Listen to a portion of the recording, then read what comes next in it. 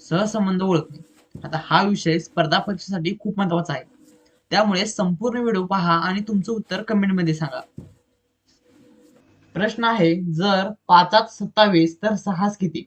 5चा जो 27 शी संबंध आहे तोच 6शी कोणत्या संख्येशी आहे ते आपल्याला काढायचं आहे.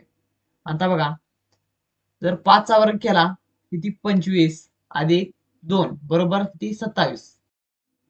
जर 6चा वर्ग केला 36 अधिक 2 36 आणि 2 38, पण पर्यायामध्ये उत्तर नाही, म्हणजे हे लॉजिक त्यांनी वापरलेलं नाही. आता दुसरी पद्धत बघूया. जर 5 मधून 2 वजा केलं किती येते 3 आणि 3चा घन केला तर किती 27. तर त्याचप्रमाणे बघा, जर 6 मधून 2 वजा केलं तर आला 4 आणि 4चा घन किती तर 64. 64 आहे का? तर आहे. ऑप्शन बी हे आपलं योग्य उत्तर